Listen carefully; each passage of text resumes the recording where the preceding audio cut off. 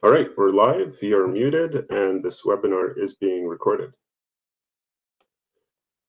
So welcome to today's webinar, second of three, called on the topic of accounting for climate change impacts in the design of resource road crossings. And you may have noticed that the title has slightly changed. We're still doing case studies from northern BC. And as for the coastal BC that Lee Delorier was going to present, that is still going to be presented. We're just going to put it to September. Lee got really busy in the past few weeks doing other work, but then thought he wasn't going to be able to be here today, but it ends up that he is able to be here, and we've been preparing along with Paul and Lee and along with Dave Bolesny in preparing, looking at what Paul has to present, and also preparing a lot of polls as far as what kind of design flood hydrology practices there are out there. And Dave has been looking into this issue from a unique perspective that he'll go into a little bit later.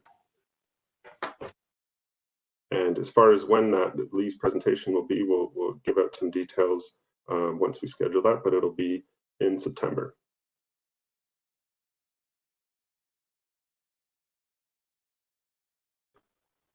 Okay, so speaking up and questions and comments using your login ID. I can't demonstrate this to you live because I'm presenting, but essentially you want to click the participant list. And if you want to raise your hand, there's an icon at the bottom there once you have the attendee, the participants menu opened. And also there's a chat box that you can use to type in questions either directly or only to the panelists, or if you're having trouble with something technical, you can just send that to the host. Or if you want to publicly state anything with your name attached, we'll be all monitoring that channel. Now, what I want to encourage mostly is questions, comments, and where you can do polls, vote on polls. And that's by default anonymous, but you can also add your name to that. And I'm just going to quickly demonstrate. I'm just going to quickly go in and do this. So basically, all you need to do, you can do this on your phone or on your computer, any browser. Go to slido.com. Your event code is going to be FPI.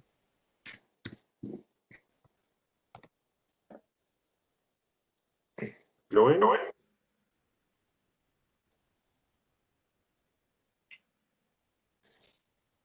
And here you'll see Q&A.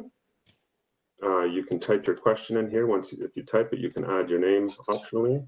I also have ideas open, and this is where you can put more comments, maybe some kind of resources. And one resource I'm going to put right here is off the bat is this one, and this is where you can find all the past recordings for the February webinar, and where these eventually will be as well. This series of webinars in June, and you can upvote, and you can even downvote some of these, and then whenever I open up a poll, that'll just pop up. So if you're in there right now, I'll quickly open up a kind of a warm-up poll here.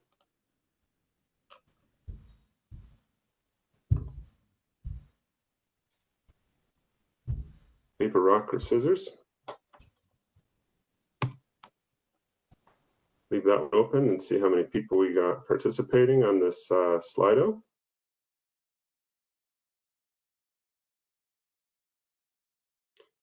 And just to do a quick recap, a few days back we did the first webinar, and that was we're pretty heavy into the actual climate tools themselves and some details we haven't talked about yet. And today's webinar is really going to delve straight into design flood hydrology and all the details of all the different parameters that come into play, and some of the uncertainties involved with that. And kind of unlike this climate change topic, which is seems to be much more structured and much more specific guidance around this 20% where it all started, and then using climate tools. As far as the DFH process, it's a professional process. It's about judgment, and we're not rationalizing that, not in terms of writing it out, but in terms of understanding how climate change is going to impact your design flood hydrology, it's worth kind of really delving into this DFH stuff.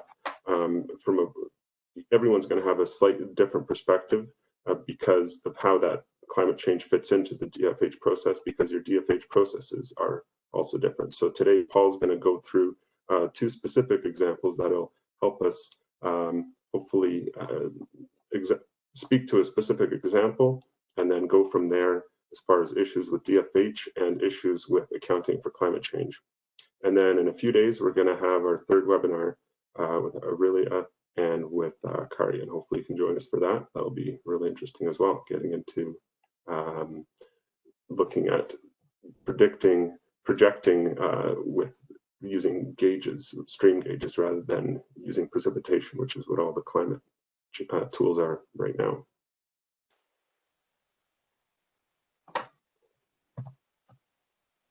Let's go back here. Okay, we got 23 people participating so far. That's great. I'm surprised paper didn't win in this forestry crowd, but maybe that means we have people other than forestry here. We'll have to see. So what I'm going to do here is I'm going to stop this fun poll, and I'm going to start I'm going to launch another poll, which is just background questions. And this is just a series of, I think, 6 questions just to get a background about who's here, who's participating. And while you're filling that out, I'm going to pass it over to Brian Chow, who's going to give context to how the background for all of this work. And Brian, I see you're muted at the moment, but you're definitely online. Hi, can you hear me? Yeah, go ahead. Okay, great. Thanks. Yeah, so this is Brian Chow. I'm with the engineering branch of the Ministry of Forests, Lands, Natural Resource Operations, and Rural Development. I'm the climate lead for engineering branch. Climate change impacts is a focus of engineering branch. I'd like to welcome you all to the second in the series of 3, which follows on a webinar series that was delivered in February that's all been focused on design flood hydrology for small watersheds. Engineering branch has focused quite a bit of effort on climate change with the objective of developing and providing guidance for practitioners in identifying and addressing climate change vulnerabilities of resource roads. These webinars being delivered by FPI as well as the previous ones have been the result of work accomplished through a ministry corporate agreement with FP Innovations. The ministry has engaged with FPI over many years to conduct investigations and research on resource roads and engineering challenges. We worked over the past several years with FP Innovations, specifically focusing on climate change impacts to resource roads. To this end, we've conducted 3 climate change PIVC vulnerability assessments in each of the 3 areas of the province, the coast, south, and north. And they've helped inform our direction of the work that we're continuing. FPI is working on developing an approach which identifies vulnerabilities and then climatic considerations on a regional basis. A recent report published in February, Climate Change Vulnerability Assessment Approach for Resource Roads, is available on the ministry webpage, which basically describes the work that's been done and where we're at. And we're continuing with that work.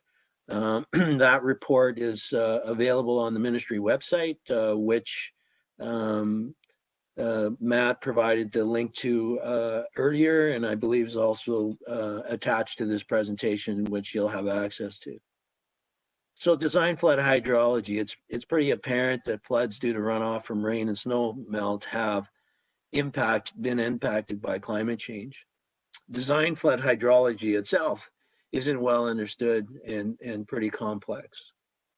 What we found is that contributing factors to design flood hydrology are really complex, and there is no clear path. There's no single number that we can identify in the work that we've completed to date. These webinars are intended to illustrate how some of the climate tools and data can be applied by practitioners in their development of design flood hydrology for small crossings. Engineering branch climate change work outcomes, they're all posted on the Government Resource Roads Climate Change website. All the reports and presentations that we've ever done are posted on that webpage. And again, it'll be attached to this presentation for access. These webinars are being recorded and will also be posted for access.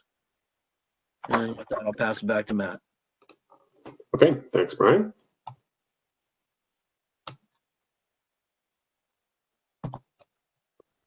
Let's go back and take a look at who is here today.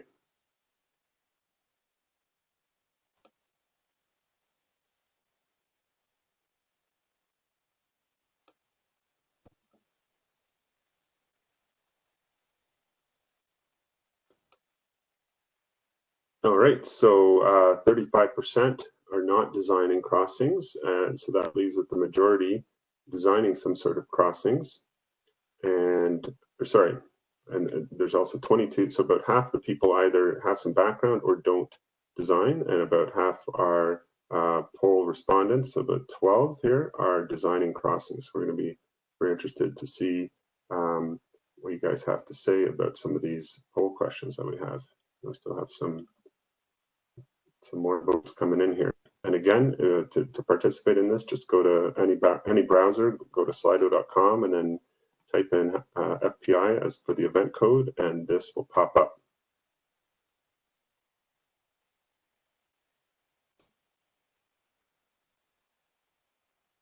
A lot of people from the coast here today.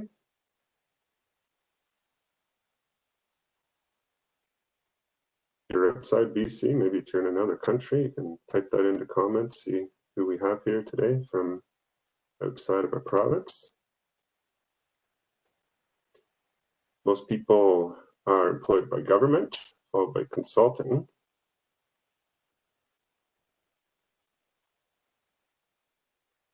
Still some numbers for the amount of people voting here, that's great. And a lot of return attendees, that's great. So we have context for what we've been talking about with these climate tools.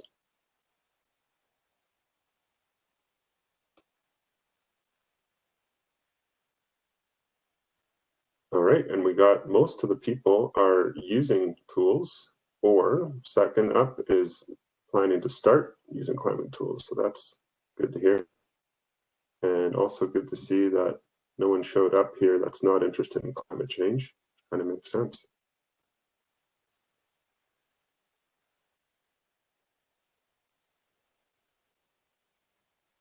Okay, so what I'm going to do now is I'm going to end this poll. Still do have a few votes coming in. I'm going to end this poll and I'm going to open up another one. And that has to do with some budgeting questions. And I'm going to pass it now then to Paul for his presentation, which will be in two parts. The first part is going to be on one watershed, then we'll take a little breather and look back at the poll that I just launched and start a new one. So if we can just switch presenters to Paul. Paul, you can start your presentation.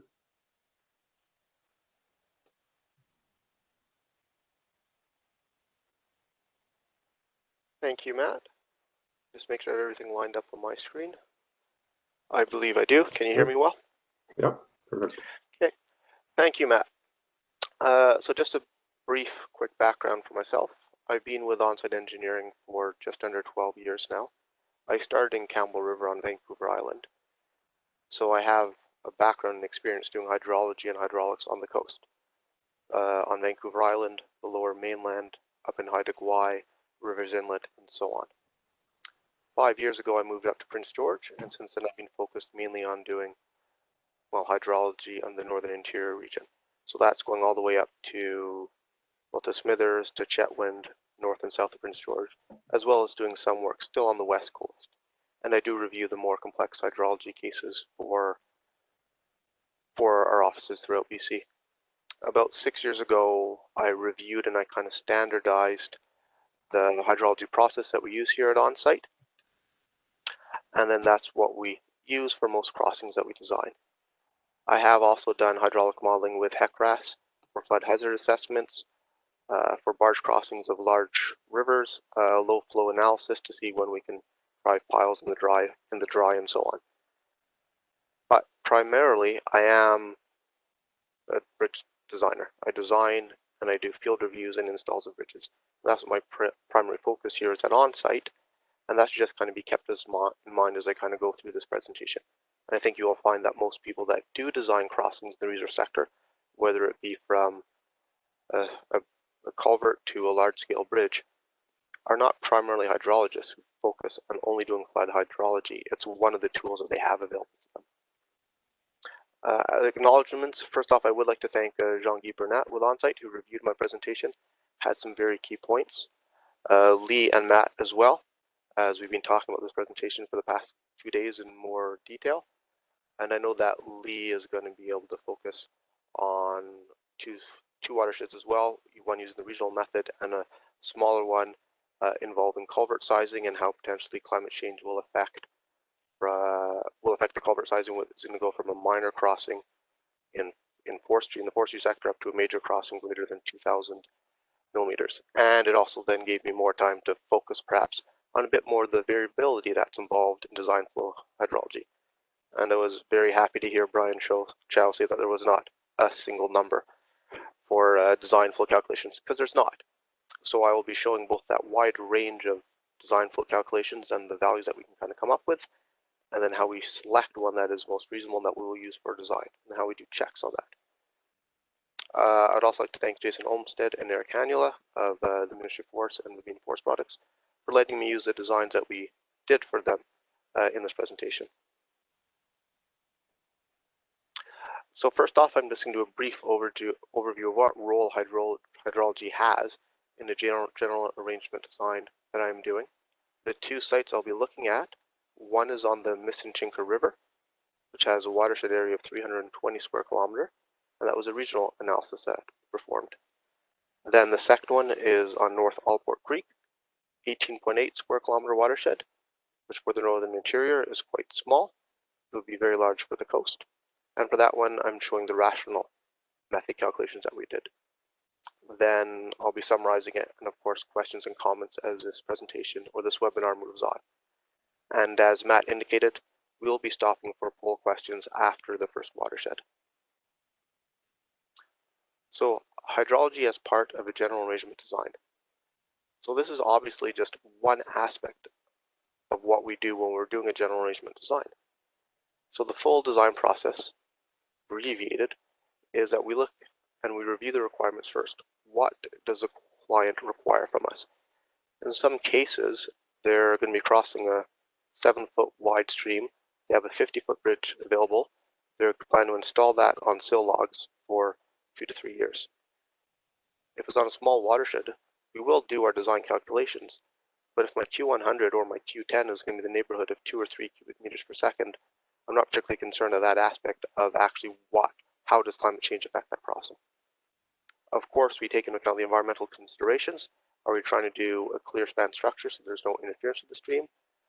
What materials and structures are available to the client? In many cases, they have a 30 or a 40-foot bridge available that they want to use on that site. So we're going to adapt our design for that. We will do a site survey. We'll do a geotechnical investigation. And in most cases, it's not subsurface. There'll be hand pits that we've dug at site, looking at cuts in the road prism as we're driving to site and they're near the area. We'll do our design flood calculation. We'll do our road design. We'll do the foundation design. We'll do our substructure and superstructure selection. And it would appear that most of the audience is in the forestry sector, but for those that are not, it's very rare that the person that does the general arrangement drawing actually does the structural design as well. In most cases, we are selecting the type and size of structure that we want, when it goes to be installed, the manufacturer or structural engineer will then design the actual bridge itself, as in they'll design the size of the steel girders and the concrete composite deck bridge that goes on top of it. Once we've selected the structure and sized it for the site, we'll do the hydraulic design through the crossing, which will involve the riprap design. And as we're looking at it, we're looking at the overall constructability of the site. Is it reasonable? Who is actually available to build it? Will they be able to handle the size of the bridge or the structure that's been used, and what machines available, and the timing of it? So in the Northern Office here in Prince George, we design anywhere from 50 to 100 bridges or more a year. So the typical time that we have available, or that I have available to myself to do hydrology, is in the neighborhood of 1 to 4 hours. And 4 hours actually would be more in the higher range of it. And I know, speaking with Lee, that it's similar for him. So hydrology is definitely one of the many hats that I do have. I feel very comfortable in it, but again, I'm not a pure specialist, just as hydrology. And I think that's very typical for resource designs in the forestry sector and other sectors as well. So the first size, and again, I've chosen two size watersheds, 320 square kilometers is the first and 18.8 is the second. And 18.8 is, I believe, more of a smaller watershed, but both of them will give an indication of all the variabilities involved. So Mistanchinka River. This site is about 2 hours north of Prince George. Head up to Mackenzie Junction, hang a right, and it's just in or just before the Pine Pass as you go from Mackenzie to Chetwynd. This is a rough outline of the watershed area itself. It is 320 square kilometers. The length of the watershed from the furthest peak down in the southeast to the crossing site itself is 40 kilometers. The peak elevation is 960 meters, and the crossing elevation is 750 meters. So the watershed slope, the overall slope for the watershed is 3%, but the stream gradient at the site itself is 0.4%. And it is right beside Highway 97, and it is very close, 50, couple hundred meters from Bijou Falls, which is a gorgeous waterfall, which you can actually see from the highway, and you can walk to take a look at it, and Powder King Ski Resort. This is what the site looks like. We were there initially as you're driving to do some other work, take a quick look, a site visit, to decide how we were going to survey it on September 6th. Those are the two photos on the left. And then we surveyed it 8 days later, and the water was already coming up, as you can tell, and it was surveyed on September 14th of 2017.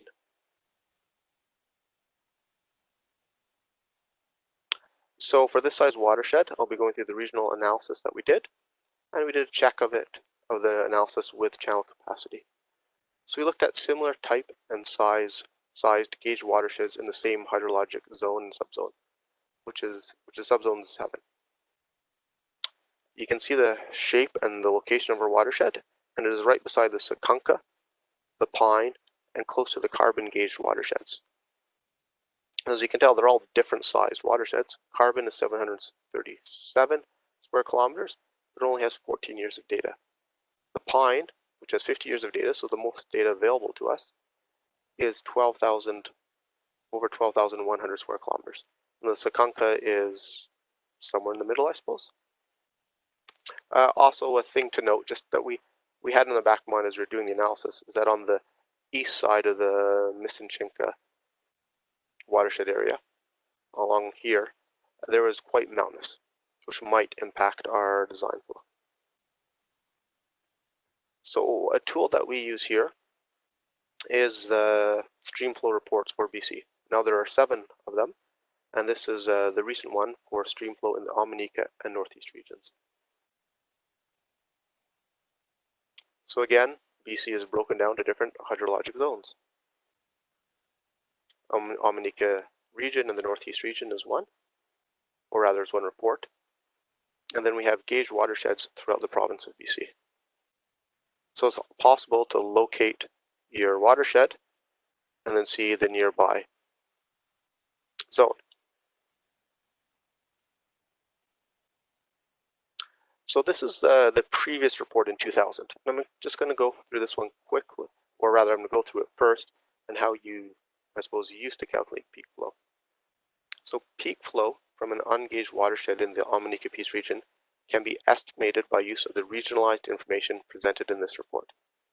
The general procedure would consist of locating the topic watershed on the map, Figure 1, which is what we just did, identifying the subzone and its design curve, and then estimating its peak flow from Figure 3. If the basin of interest is located near or within one of the observed watersheds, more weight would be given to this point and a parallel line would be drawn through it, or close by in the graph to the projected area of the basin. And then if the basin straddles a subzone boundary, the point would be located between the subzone curves in proportion to the areas within each subzone.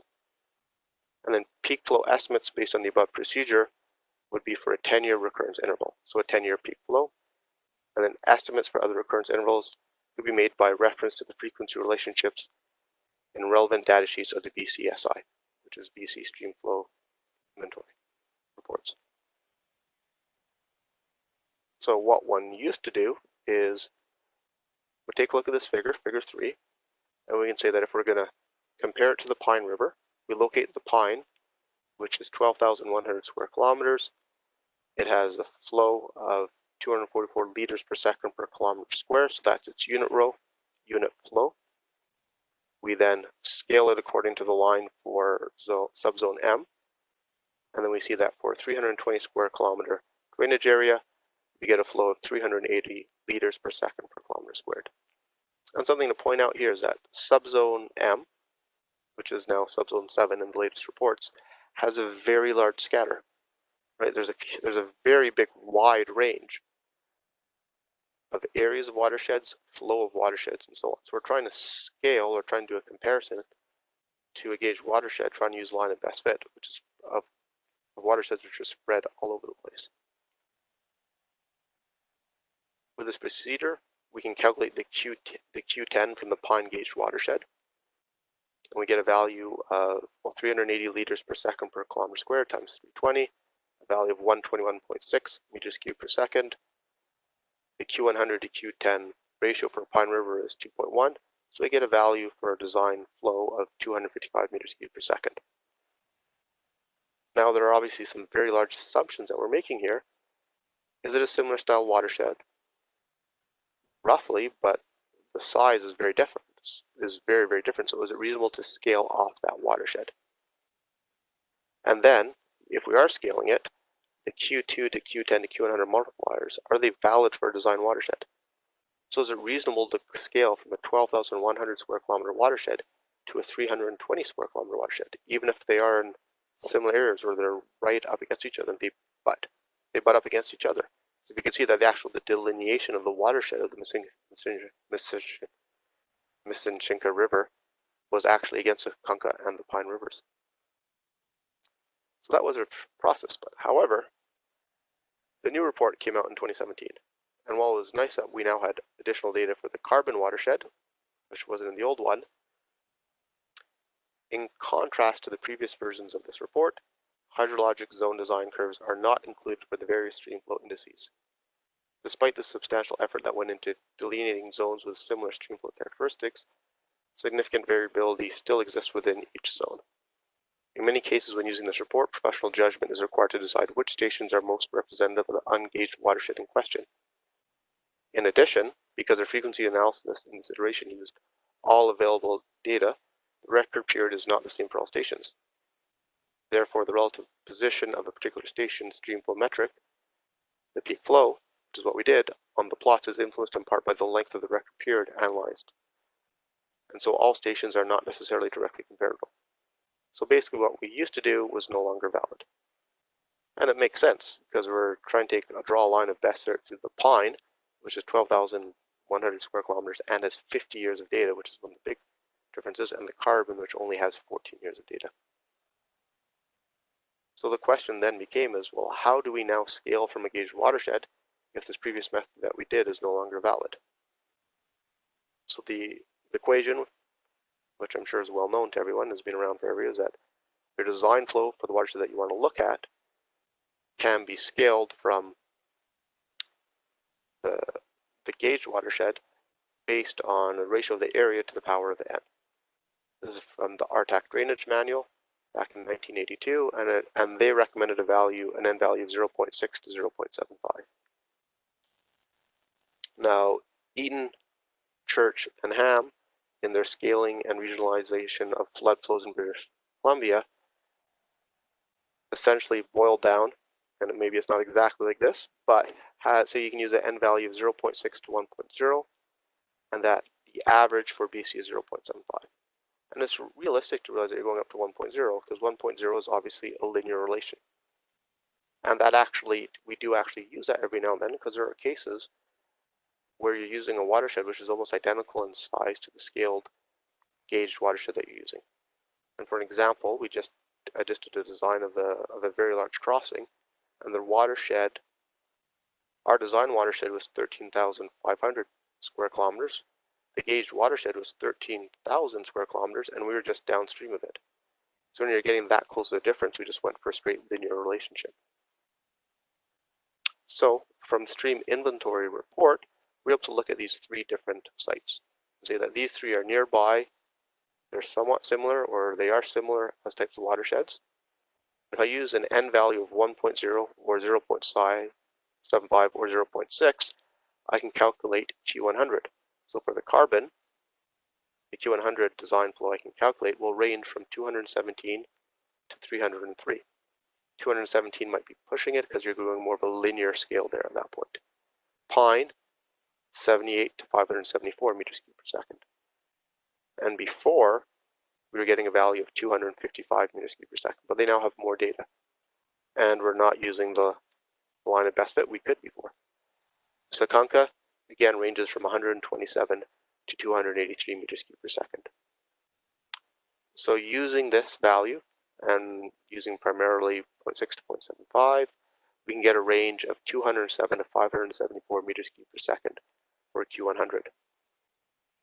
But then again, is it valid to be using this equation to scale the watersheds?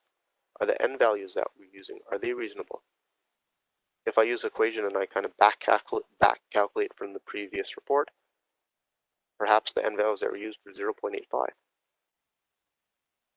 But we use this method and we go forward, we'd use either the Sakanka or the Pine for Q100. And the reason being is that there's not enough data available for the carbon. There's only 14 years of data. I look at the Manual of Operational Hydrology in BC. That's not enough for a 100-year design flow. You need a minimum of 21. And even then, potentially that's pushing it. So we use the Sakanka as it's closer in the watershed size and less of a potential scaling issue.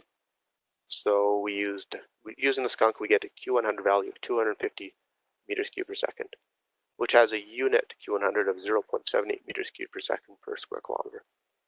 And as an aside, quite often when we're doing hydrology, we'll try and figure out what the unit Q100 is, and that gives us an idea of, is this reasonable, is this similar to other hydrology that we've done in the past? And obviously, if you're doing a watershed area of 5 square kilometer and you go to 6 square kilometer, a change in your unit flow of 0.78 to 1 isn't that big.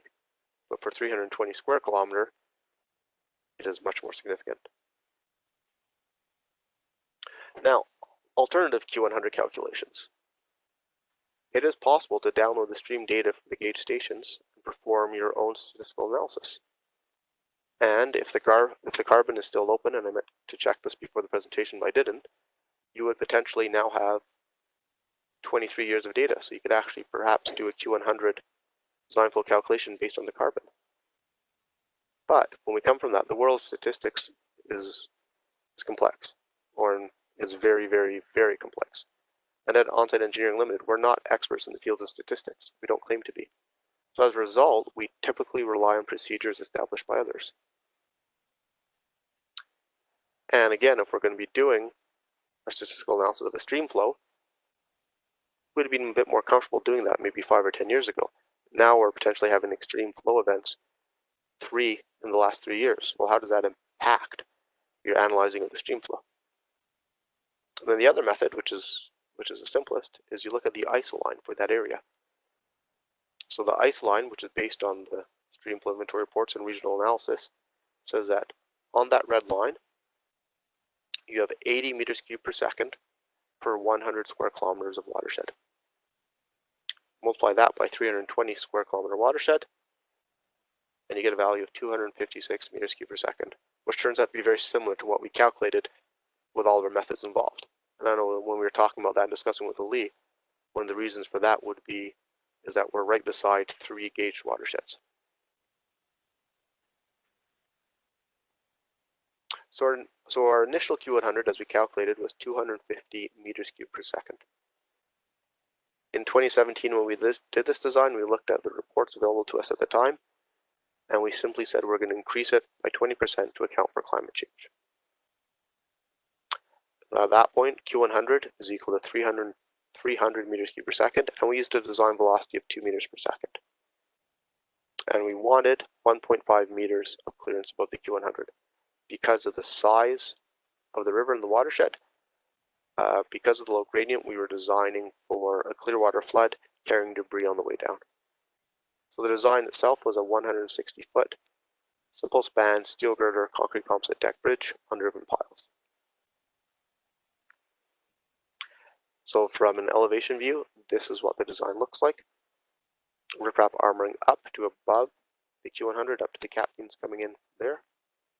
And then one thing to point out is that we are significantly higher than the than the ground on each side. We would expect on a big flood event for it to be flooded. On the town side, we can't do much with the approach because it ties in within about 100 meters. Looks like about 176 meters. It ties into the highway directly. On the wood side, however, it is possible to bring down that road approach so that the road approach is below your girder elevation, your bottom of girder elevation. At that point, if there is a large flood, you've taken resiliency into account, and the water can now potentially flow over the road and not impact the structure. But again, as Lee and I were discussing this yesterday, that works great for resiliency and flood applications and design flow applications. But then once people are starting to drive onto it and you've got vertical curves which don't let people actually see onto the bridge, or makes it very scary for them to drive up and onto the bridge, is the client going to be happy with that? Are they willing to sacrifice the potential safety for approaches with very steep vertical curves onto it versus the risk, which might be minor, of damage to the structure? So we used a design velocity of 2.0 meters per second.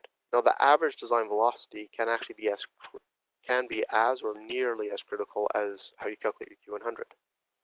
To calculate it, we used Manning's formula for uniform flow, which I'll assume that everyone here is familiar with. And we're making the assumption that it's reasonable to use it on this channel or on the stream that you're analyzing. And for this one here, absolutely it is. So we can use the design cross-section for the geometry because we surveyed it. And when we survey it, we will tend to try and get more details on at least one cross-section of the channel so that we can use Manning's equation.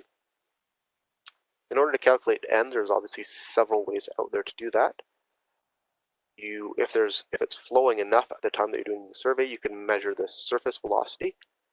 And from the surface velocity and the manual of operation hydrology, you can figure out what the average velocity is expected to be. Again, an approximation, but you can use that, and then you can solve for N. You can compare it with N values for calculated streams. I'm sure most people are aware of the USGS paper 1849, which has several streams that have been Manning's N value has been calculated. You can see, does your stream compare to that one? If so, it's reasonable that your N value is similar. Same again for Hicks and Mason's roughness characteristics of New Zealand streams. And then there are also there are equations that are used. I suspect that most people are familiar with Cohen's equation from 1955. That's one that has been modified and used from the Forest Practices Code, the Stream Flow Crossing for Fish Streams Guidebook. One thing to point out that Chow, in his seminal textbook Open Channel Hydraulics, does say that he doesn't believe it's very valid for hydraulic radius greater than 15 feet, or it's questionable. But as a 15-foot hydraulic radius is equal to 120 foot wide by 20 foot deep river, or most of the stuff we do in forestry would be applicable. And then Jarrett, in the USGS report 4004, talks about how you can calculate N values for mountain streams in Colorado based on high water mark evidence, and that's not using flow itself. So there's different ways to calculate N value. If you look at this site, this is one of the streams in the USGS report or paper 1849. and it has an N value of 0.043. If I look at our site and compare the two, very similar. So it would be reasonable to use an N value of just over 0.04. Looking at it, we ran Manning's equation using N values of 0.04, 0.06, 0.08 to get a different range of velocities, from 1.8 up to 2.8. At which point, I would expect N to be closer to 0.04 to 0.06. So if you're using a velocity of 2.0 meters per second as our average velocity, it is conservative on that aspect of it. But again, when there's a big flow happening, potentially there's going to be obstructions which are going to reduce your opening area underneath the bridge. Is there going to be a large tree that's come down? There's going to be a log sticking out from the branch, which is sticking out from the stream bank, which is affecting your flow underneath the bridge. Now, had we used a velocity of 2.8 meters per second with an N of 0.04, which potentially we could have just looking at the report, that would have given us 2.5 meters clearance above the Q100. So again, we have a bit of kind of resiliency into our design using an average velocity of 2.0 meters per second. So as design checks, we've gone through this method. Well, here's a very easy design check. Looking downstream, I can see the highway. The highway is approximately 6 meters above the stream bottom. You can see the truck, that B-train tanker in the background as a scale for reference. Our bottom of girder elevation is 5.9 meters above the stream bottom. So we just compared girders, the highway there, it's about the same. Now, we then reached out to our contacts in highways and asked them about that area. As you drive from Mackenzie Junction past the site through the Pine Pass to Chetwynd, there have been some extreme flood events over the last 3, 4, 5 years. They've been in the news. Culverts have been blown out and replaced by bridges. Bridges have been blown out, replaced by larger bridges.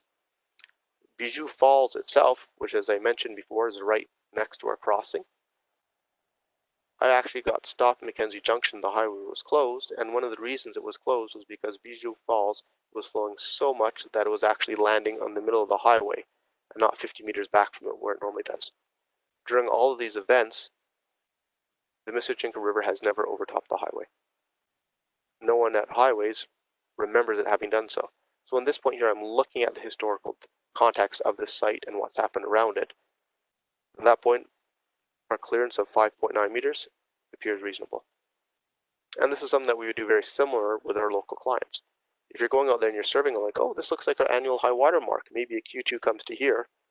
But on the drive up to the site, the client's like, you can't believe the floods we had here last year. It blew everything out. Well, maybe when you're surveying what you believe is your annual high water flood in Q2, no, it's actually Q50 or maybe it's Q100. As another design check, Justin Beveridge, one of the engineers in this office, was driving to Chetwynd to go to another site. And as he was going by, he saw that there was high flow happening.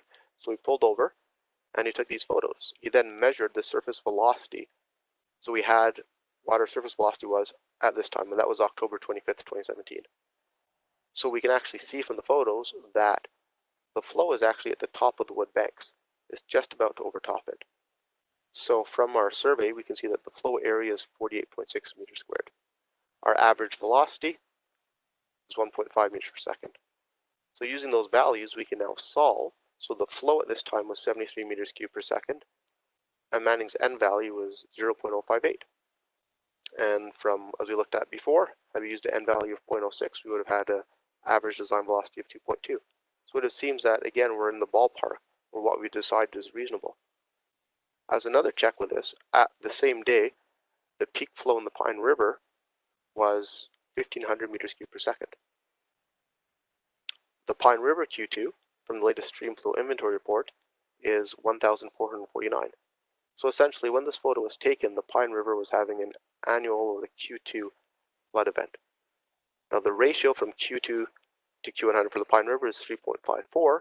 So if we apply that same ratio to what we're having right now in our watershed, we're getting a Q100 of 263 meters cubed per second.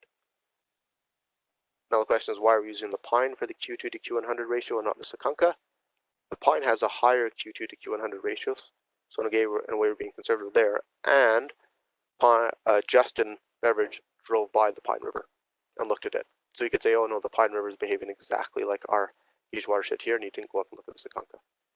So that was another method of us kind of checking our design. So in summary for this watershed, we estimated the design flood using 3 very different sized streams and rivers. Their areas range from 737 square kilometer to 12,138 square kilometer, and we're trying to scale off of these gauged watersheds. As well, the data ranged from 14 to 50 years. So is this method reasonable, or how reasonable perhaps is a better way of framing that question? Definitely is very subjective. And then your Q100 range, as we shown, was about 207 to 207 to 574 meters cubed per second. And the velocity range for chosen average velocity for Q100 was 1.8, 2.8. That was based on the Manning's formula. And as I kind of said halfway through the presentation, at this point we just said we'll add straight 20% to our Q100 calculation for climate change. So how would we take climate change into account for this crossing? And that's one of the reasons I'm very glad FP Innovations is putting on these webinars. Would we just take the IDF CC curves? But is it reasonable just to apply a change in intensity duration from precipitation and say, well, that's going to be the complete factor over Q100? Should we take average or extreme daily, monthly increases in rainfall, precipitation? And I believe I'm now passing it back on to you, Matt. Okay, thanks, Paul. And yeah, if we can just get my screen share on my side there.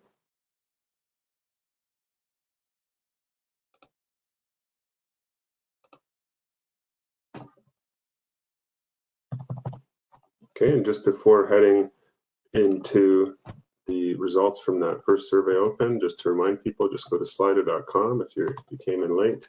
Once you're there, enter FPI, join.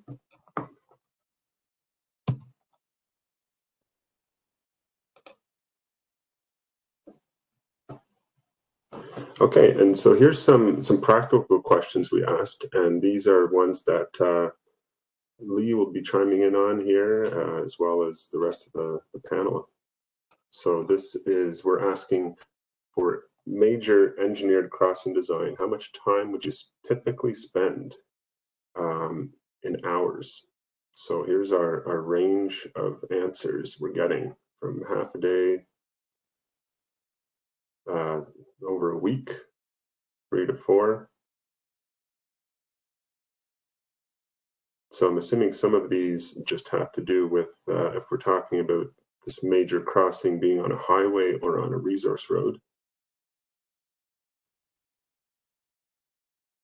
That seems to be matching the general, maybe a little bit higher than that 1 to, what was it, 1 to 4 or 2 to, is it 1 to 4 hours, Paul, that you mentioned up front? That's typical. Exactly, 1 to 4. Yeah. For this one from Misinka, it was obviously more than 4 hours. Yeah. Okay, so that's what we're seeing for the major crossings. Minor, so less than 2,000 millimeters. So we do have a few. The highest number we're seeing is 4 hours, lots of 4s and lots of 1s. So taking the lower and upper range of your initial estimate there, Paul. And also some not applicable. So some designers are not looking at this for this class of crossing. How much additional time would you typically budget for climate change? So it looks like 1 hour is sort of a mean that we're getting here. A few on the higher end, and again, maybe that's, I'm assuming that might be for resource, for not for resource roads, or maybe an FSR.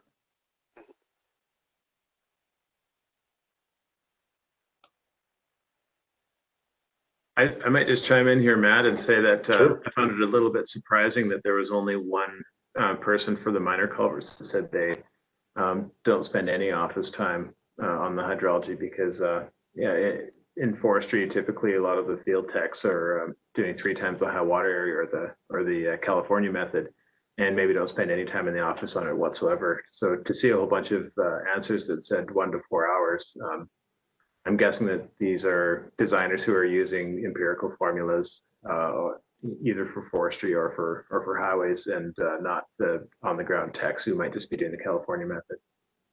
It seems a bit high, to be honest. Yeah, and it sort of has to do with that first, maybe has to link with that first initial set of questions where people are either, I think we had more than half that were either together were already using climate tools or planning to use them. So it seems that, at least compared to like a year or two ago when we were initially doing these surveys where no one had heard of any of these tools, now we're getting this to be much more commonplace. And just looking at this one, for do an estimate, if your culvert becomes major after accounting for climate change, how much budget increase would that mean for construction? And we're getting, it looks like an average of maybe 75-ish or 80. So lots of different, lots of additional construction that needs to be done if that changes to a major culvert. Is anything surprising there for any of you guys?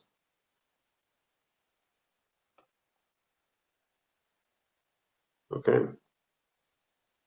So I'm going to end that poll, and I'm going to start another poll here, which is an open-ended question. And it's simply for the first case study you just saw, how would you account for climate change? And again, Paul OnSite did this back in 2017 when no one had really heard of climate change, climate tools, and IDFCC was just in its infancy and didn't have much functionality. So how would you actually do this for any, either for that particular watershed, given the data that you saw, or for some kind of analogous watershed? Is there a particular approach you would take, particular tools you would use, or maybe you wouldn't use? So I'll pass it back to Paul now to look at to take a look at the smaller watershed.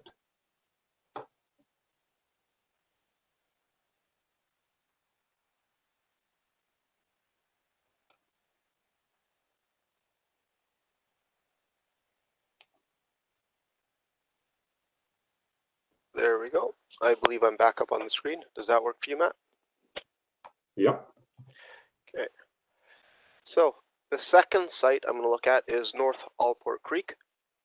It's a watershed area of 18.8 square kilometers, and it's a third halfway between Burns Lake and Smithers off of the highway at that point. It's about 3 hours west of Prince George. This is what the watershed looks like. It has an area of 18.8 square kilometers. The length from the furthest back to the crossing site is 10.2 square kilometers. Sorry, 10.2 kilometers. From the center of the watershed to the crossing site is 4.7. We have a peak of 1,400 meters and a crossing elevation of 890 meters. So you have a watershed slope there of 5%. In the upper region of the basin of the watershed, swamp and lakes are about 1.3 square kilometer in area, and the stream gradient at the site itself is actually very similar to the other one of 0.4%.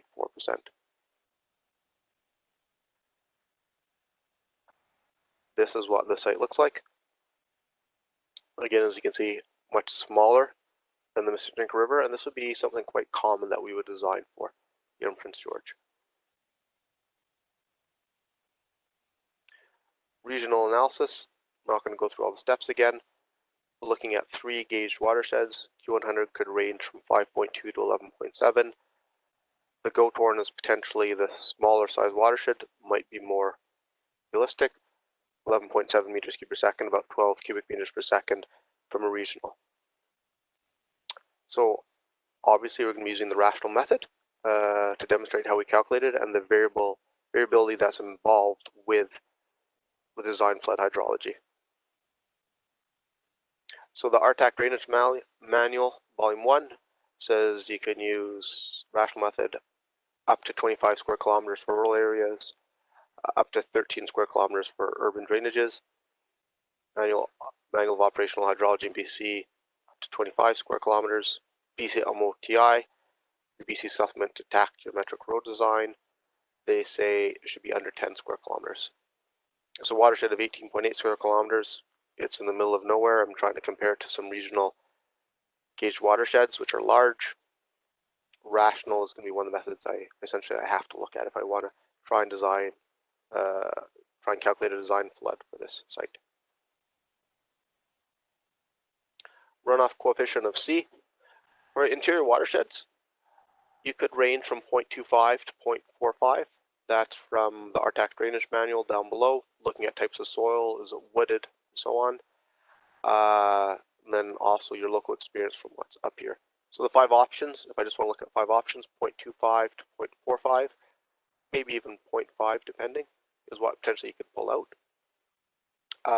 3 that we kind of consistently use here for the northern region is 0.3, 0.35, 0.4. That's where I'd expect to be. And again, I know speaking with Lee on the coast, you have the values provided by Colson, and you're going to get values of 1 or even 1.05 because you're on much smaller watersheds, bedrock controlled, rain on snow events. It flushes hard.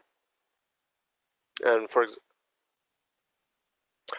so then in order to calculate the rational method, obviously we need to calculate our time of concentration. Similar to most people out there, we have spreadsheets. We can put in our inputs. We can calculate time of concentrations based on different methods. So using kind of 6 methods here, I can range from 1.4 hours to 9 hours for my time of concentration. MOE, the Colson graphical method, just from my experience, tends to work a bit better if you're on a steep slope versus a moderate one. And for them, steep, if I'm right, is greater than 10%, but I'd have to confirm that. And then the other method that you can use is you just look at your total travel time. So what is your flow overland until you get to the stream, from your furthest point, and then on that stream to flow to the site. And for this site, we calculated a total travel time of 3.7 hours. So now I've come up with 6 options for my time of concentration from 1.4 to 9.0. The BC MOTI supplement, they show an example of using rational method on a smaller watershed, granted, and they say that your time of concentrations, or in that example, the time of concentrations are fairly similar, so they recommend taking an average, or they used an average in their example. Our method here prefers to look at these different times of concentrations and choose one which makes more sense for the site. The Hathaway is recommended more for smaller watersheds. The MOE is up to 25 square kilometer watershed. In this case here, we selected the time concentration of 3.7 hours because the flow was mainly in the stream until it gets to the site. So again, at that point we then actually have to estimate what we think that the flow is going to be in the stream during a Q100 event, which adds more variability to that. But time of concentration of 3.7 hours. So from that point, we need to calculate our IDF, or intensity, duration, frequency. So there are IDF curves somewhat nearby. We have Burns Lake, we have Smithers, and we have Quick. So Burns Lake might be closest. It's probably more similar than Smithers because it's not surrounded by mountains. But Burns Lake has 21 years of data and it stopped gathering data in 1990. So Smithers has 31 years of data, which is definitely a larger data set, and it ends in 2002. But again, it's similar because it is potentially in mountain shadows all around. If you've driven through Smithers, it's gorgeous. It's not where I'd want to put a rainfall station if I want to do a watershed out near Babine Lake. And then Quick Creek, closer again, maybe similar as well, but it only has 13 years of data and it stopped in 1994. And then now with the IDFCC tool, which we're going to use, you can use it for an ungauged site. So going on to the IDFCC tool, I can see these gauged watersheds here. And it might be nice to see that there is a wonderful gauged watershed which is very, very close. Burns Lake Decker, I believe it's called. It has a total of 1 year data. So your hopes get up and then you realize you can't use it. So going in through IDFCC, we can pull out the historical data and pull out the interpolation equations, and then we can use those to calculate what our intensity is. So as I mentioned, we have 4 possible options. If I look at those, we've got Burns Lake, Smithers, Quick, and an ungauged location. But as was covered off in one of the earlier webinars, if you're using an ungauged location, how is it interpolated? Do you know how it's interpolated? And in that case, you're taking a risk.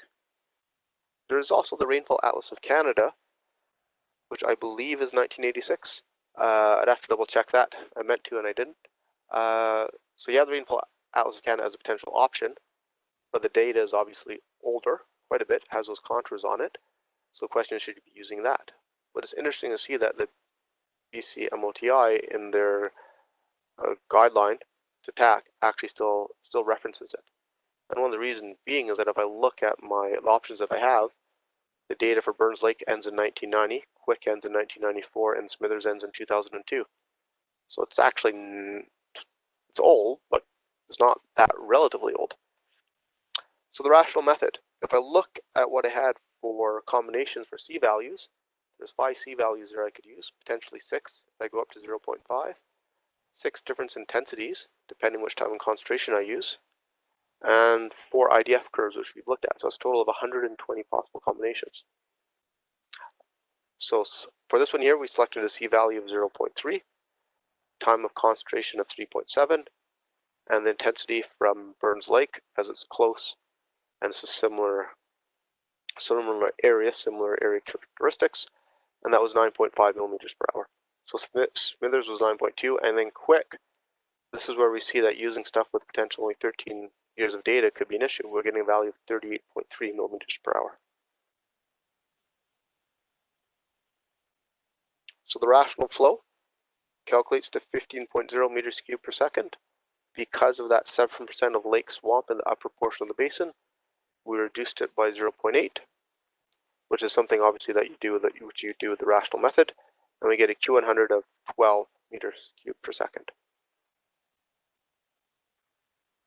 So for this one, we took climate change into account. Using the IDFCC curves, it's possible to go in and select climate change. There are the different, we've covered this in the webinar, different types. We use the scenario 8.5 for this one here, as it is more conservative. So from the interpolation equations, we get an I of 11.4 millimeters per hour. That's the time of concentration of 3.7 hours, or 222 minutes. But the interesting point is that if you can pull out the interpolation equations, but there's a box plot of the uncertainty there. So I see if for 100 years for 120 minutes, it could range from 15 to 23 millimeters per hour, or for 360 minutes, it can range from 5.77 to 8.33. So at our site, we're using 11.4 millimeters per hour, but it could definitely range as well. We'll see what that range is there. The range could potentially be in 3 or 4 millimeters per hour, either low, so perhaps 1 to 2 millimeters lower per hour, or 1 to 2 millimeters or 3 millimeters lower per hour at that site. So even using this curve, I'm using the interpolation equations, but that climate change factor I've added from can actually range as well. So Q100 with climate change, again, I got a C value of 0.3, time of concentration of 3.7, I have 11.4 millimeters per hour, so that's an increase of 20%. Rational flow is now 18.1. Use that same reduction factor because of the swamps and the areas, I get down to 14.5.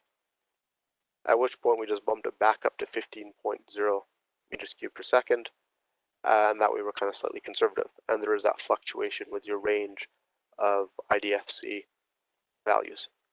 And here we have a unit flow of 0.8 meters cubed per second.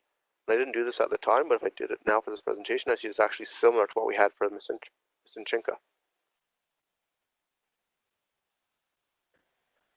So the Q100 range from rational, there's 120 combinations.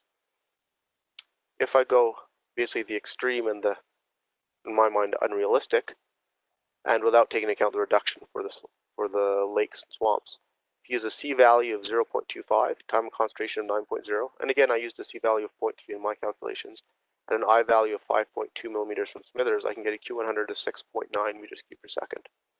If I go the opposite way and I point in the 0.5, time of concentration of 1.4, and I use Quick, which has a value of 44.7 millimeters, I'd actually get a Q100 75.7 meters cubed per second. Anyone with experience looking at that would say, well, that doesn't make sense, obviously. So that's an extreme range, but it is possible to get from 7 to 75, an order of magnitude difference. And if I can think of myself, when I first started doing hydrology and I had these complex spreadsheets and all these documents to review, I could see myself going, well, if I look at the RTAC drainage value, potentially I can use a C value of 0.5. I take 0.4 for wooded, might be that soil. I add this 25% increase, maybe 0.45, maybe 0.5. Oh, look, Quick's right beside it. I should definitely use that IDF curve. And then I'll use a time of concentration that's higher. Having said all that, reasonably, if somebody came to me and said they used a C value of 0.3 to 0.4 and a time of concentration of 3 to 5, and then either used the Burns Lake or perhaps the ungauged, I couldn't debate that much. Look at it, you're getting a value ranging from 11.1 to 22 meters cubed per second. So again, we selected, this is again prior to climate change, we selected 12.5, range could range, it could range from 11.1 to 22.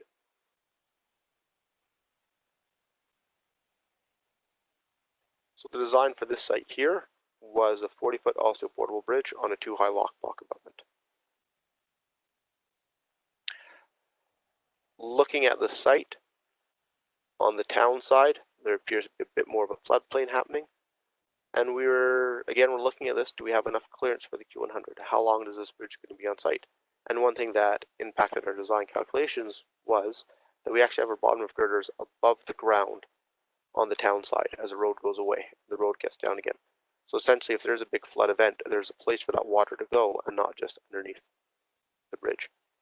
And then what I haven't done with here is I haven't shown the calculations, hydraulic calculations of Dune for our design flow calculations, how we looked at perhaps the channel cross sections and so on. I just focused primarily on the rational method, the range of calculations we can get there, and then how we would use IDFCC curves for our Q100 calculations.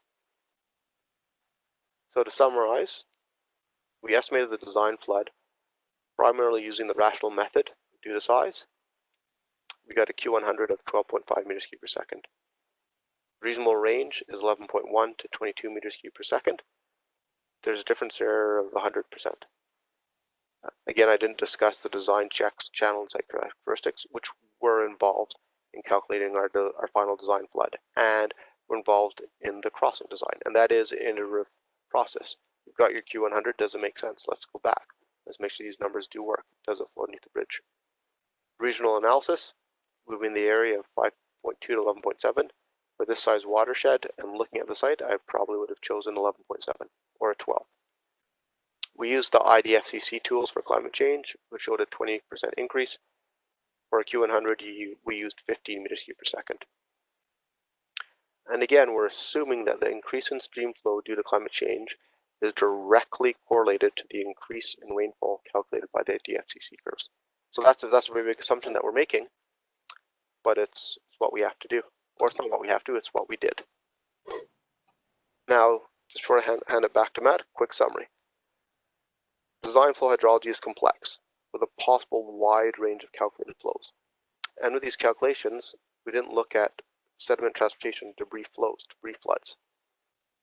The site and stream characteristics can be as important as in quotation marks, as standard design flow calculations. So actually looking at the sites, looking at what are past flow evidences, that can have almost as large an impact as doing a rational regional method. And then in remote resource applications, there's limited data available.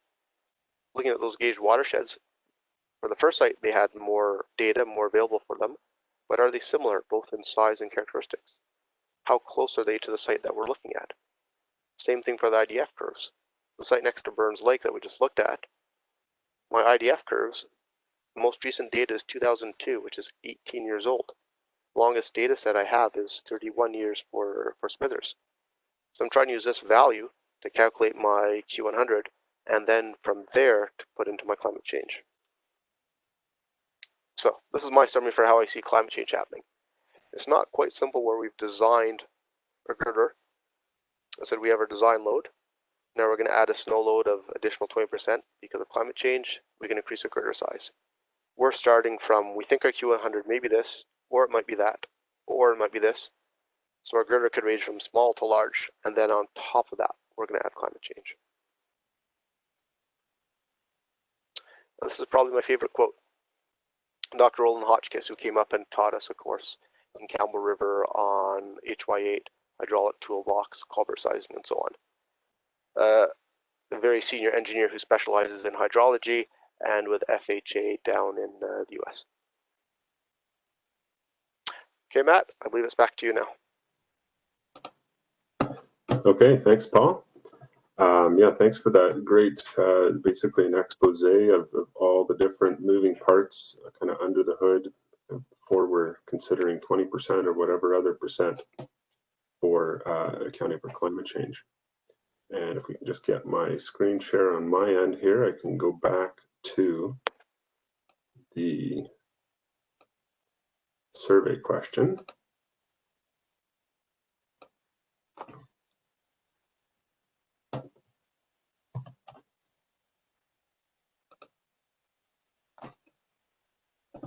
So we're going back to the first case study, the larger watershed where the regional method was applied. And so the question is here, how would you have taken into account climate change? And we got some pretty broad answers here. Climate tools, UGBC guidance, maybe consider a few more percent tools. So just consider more tools in general.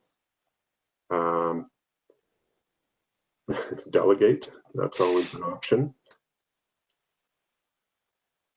And we also have looked at IDF, climate variables from plan to adapt. So kind of looking at more variables. So I guess here, especially in maybe steeper or higher watersheds where snowpack might become, or snow melt might be a dominant, or the dominant variable at hand, that's something that IDF-CC can't really do. And also some general reports, for example, for the Peace region. So there's some experience coming, maybe this 30%. So if you've looked around and it seems that that's the percentage that you'd go with 30 over 20, which is the standard guidance.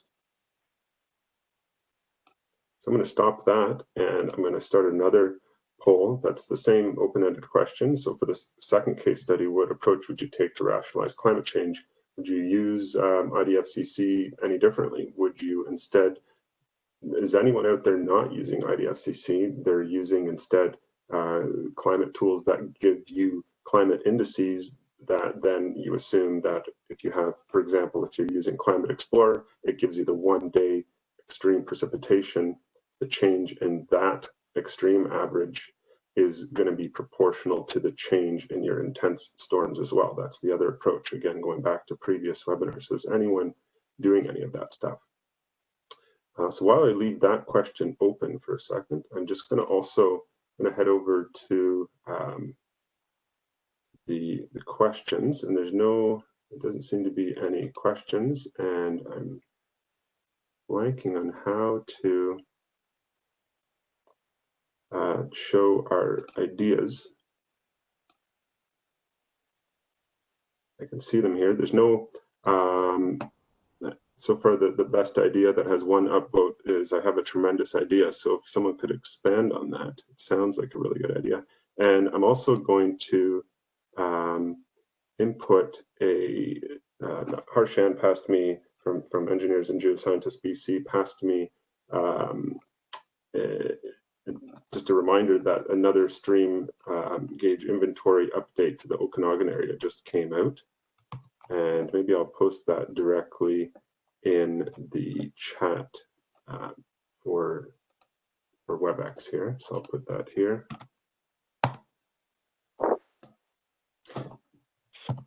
And let's go back to our live polls. And so just after I finish this up, I'm gonna hand over there's two other sets of polls, and I'll be handing over to Dave Bolesny for those. So let's see what people are writing here.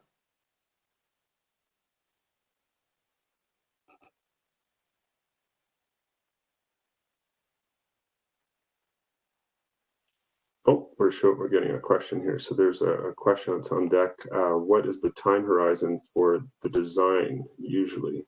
So Paul, maybe you can answer that. What's your design life that you're going for here? Well, the design life for any structure, for any bridge, we follow the MWF design manual, Vision Construction Design Manual, and that states as 45 years. So 45 years will be the design life for a bridge. That's based on cyclical loading. So quite often that design life of 45 years may be larger to 50 to 60 to 70 and up and so on. But it would be 45 years for a bridge. Culverts, perhaps 50 to 100 years. Lee, do you want to chime in on that one?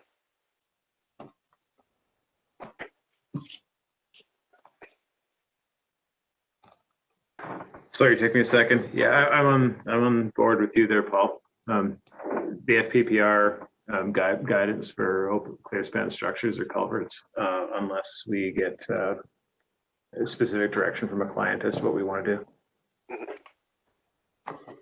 Okay, and then also a question here about equivalent clear cut area. How did you take that into account for, I guess it'd be especially assuming more of an issue for the smaller watershed? Yeah, in this one here, we didn't take into account. Would we consider it? Yes, we would for a small watershed. Absolutely. But again, we have to know that it's happening and we have to see it and value it. And quite often that's talking with a client, saying, is there anything around this area that's happened that might have changed the flow? Yeah, that's an issue that Dave Bolesny has been looking at as well. I think, Dave, you were mentioning that sometimes taking that into account might increase flows by 10, 20%. I'm not sure if I'm remembering that correctly. For a small watershed, absolutely it would. Sorry, Dave, I cut you off. Yeah, no, I think that's just it. It depends on the watershed. Sometimes ECA doesn't have an impact potentially. You could be 40% and see no change to peak flows. In other watersheds with alluvial fans and that, there might be a bigger impact to ECA change. I'd say it's not just ECA too, it's just land use change in general, agriculture and such. Then you might look at changing your runoff coefficients if you're using that rational method, but I think it needs to be considered. Okay, all right, and let's go over to that poll if anyone answered that second case study. Okay, so 20% on IDFCC. So, and in this one, it just happened that IDFCC gave exactly 20%. So it looks like no one's disagreeing with your approach there, Paul. Okay, I'm going to just go back. I don't know if we have two new questions here. Okay, so these are the old ones. So I'm going to activate a poll here. A question that Dave's going to explain what his interesting issue, problem that he's been working on at Mosaic. Yeah, so just for the last 10 minutes here, I guess Matt looped me in late to fill in for Lee's absence, and we thought we'd ask a few questions and then maybe encourage some discussion. I had questions for Matt specifically around minor culverts and smaller drainages, and he couldn't quite answer that, so he thought maybe it's a good time to fire these up on the poll. So I worked with Matt and Brian actually with FP Innovations in the past. And now I'm with Mosaic, and I guess I'd be the lead on the climate change when it comes to hydrology. And we're seeing a lot of the same challenges the ministry's seeing with regards to our land base. The public and the associations want us to adapt for climate change, and hydrology is a natural place to start, but there's so much uncertainty in the design of these crossings, especially, as Paul points out, even on major crossings. So on the minor crossings, it's even more unreasonable maybe to factor in climate change given the range of error. So my question around that was just, what is everyone doing for minor sizing? Is it still the California method? Have we moved to the rational method? Is there ways to use the regional method in these smaller culverts? But yeah, so this is the first question, just the designers in the group, what method is it primarily that you're using? Okay, so we'll put up a live view as these answers come in. And that's what we had thought that would be where it would be. Most people, most companies still using the California method.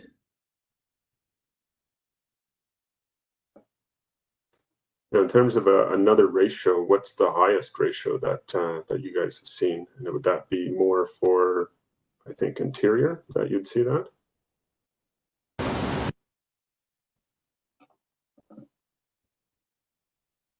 Correct me if I'm wrong, Paul. I think it should be lower in the interior and higher on the coast. I wrote this down somewhere. I don't remember. I have to pull up my document. more flashy on the coast, and I think 3 times is pretty healthy conservatism. But in the interior or Haida Gwaii, it's 2 or less, I believe. Mm-hmm. I'd agree with that. That's why I have professional designers on the panel here.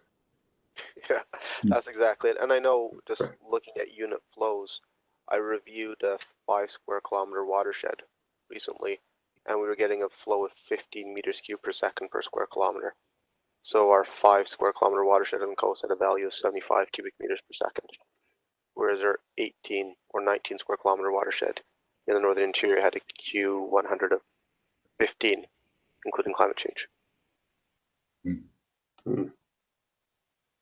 Okay, so we're definitely have the California method taking the lead there, and then there's a follow-up question here. Let's see if anyone has filled this in. So there's some details. Some people are using SCS, and I'm not sure actually. I've heard that there's not much data to support the SCS method.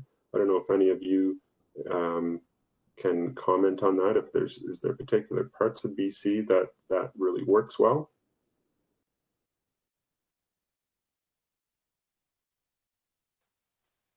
I know that Jean-Guy is more comfortable using it than I am, and I believe in his area more kind of southern interior seems to be more comfortable using it.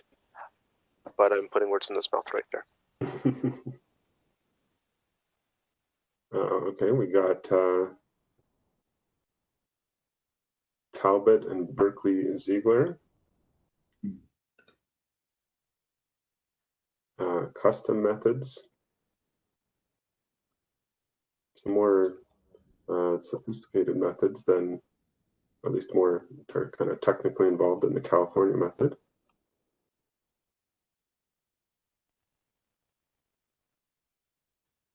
Good. Okay. So what I'm gonna do is open up the last set of questions here. So there's gonna be 6 at once that you can answer. And I guess we can just show these live as they come. So the first question is, what is the top reason that professionals need to factor in climate change for structure sizing?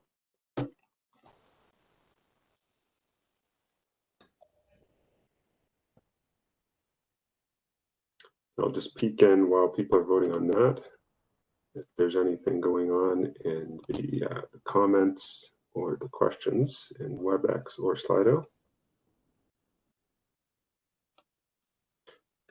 And I'll just also make a comment that it's interesting that before you put these 2 examples together, Paul, that I've always heard, and I guess it is true that people have less confidence in the rational use of precipitation for flooding rather than use of stream gauges. But for the 2 examples there, you had a higher range to work with at the end of the day with the larger watershed than you did with the smaller one. So that's just something that was interesting to me, that even though you might be less confident in it, the rational gives you a smaller band of options to consider. Well, or at least in that particular example. No, exactly. Yes. Well, don't forget that was also using n values of 0.6 all the way up to 1.0, where I kind of had much more scaling involved, right? Whereas I had narrowed it down. But no, it can be that if you're just comparing it to gauged watersheds, and there's 3, and you're trying to figure out which one makes the most sense, you can't have large variety until you pick one which makes the most sense. Right.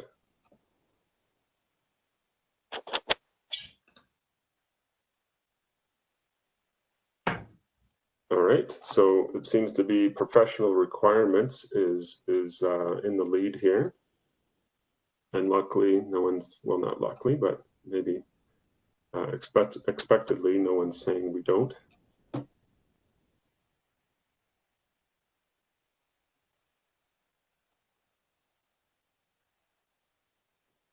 that what you were expecting there, Dave, or Lee or Paul? It seems to make sense to me that it's the professional requirements is kind of leading the way here. Mm-hmm. Okay, let's skip to the second question. Yeah. It definitely is professional requirement, but hand in hand, it's you need it to do a good design. So, Yeah. so I mean, yes, maybe that's professional requirement.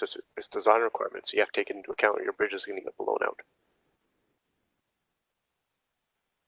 All right. The second question: who needs to provide the direction on applying climate change to design flood hydrology? Looks like the consensus is everybody,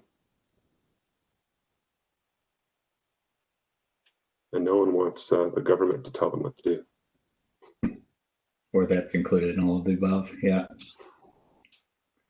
Okay, yeah, that's right. Well, no one specifically wants only the government to be involved. Yes. The government, yeah, it does provide a lot of good guidance, and really is providing the funding for this webinar series as well through FLNRO. 3 more questions here. What is the biggest concern about sizing culverts into the future? So that's interesting. That lack of experience is right up there.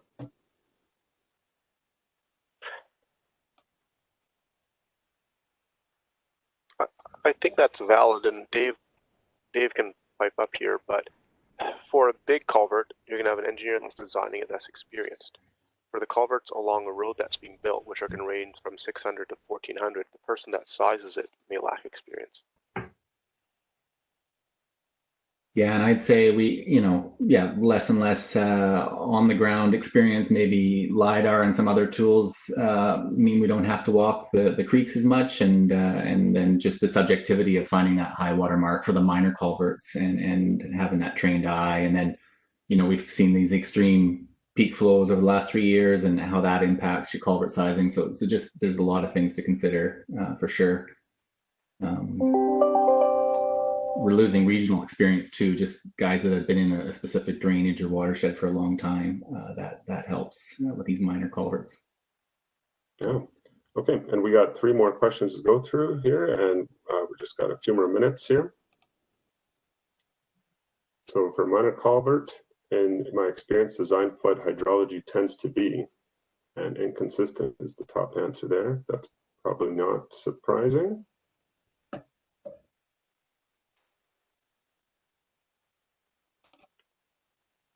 And for major engineered culverts, conservative and inconsistent.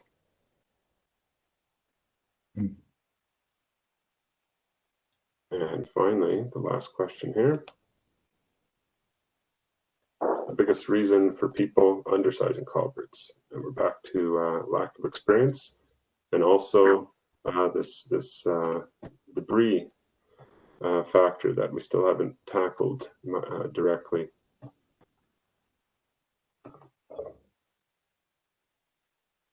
Okay, and we'll just quickly look back to if there's any questions left. We probably only have a minute or so to wrap up here, but yeah, I just want to say thanks to you, Paul, for setting up those examples, that presentation, and for Lee helping out with that. And again, Lee's going to be back in September to do another case study presentation, and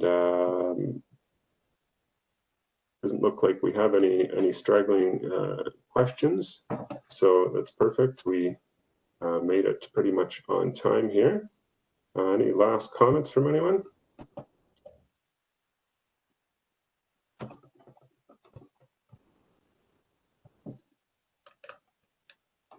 Great job, Paul. Thanks, Lee. Thanks for the feedback. Yes, and so we'll take this some of these ideas into webinar 3 with Aurelia and Kari. and I'm sure there's some unresolved or some questions that we can get into in terms of the facilitated discussion, and also look at how the data portal with the stream flow projections might compare in terms of tools for climate change for larger areas, as well as smaller ones. Okay, so we're gonna leave it off there and hope to see you in webinar 3. Thanks, everyone. Yeah, thank you, Matt. Thanks for organizing. Yeah.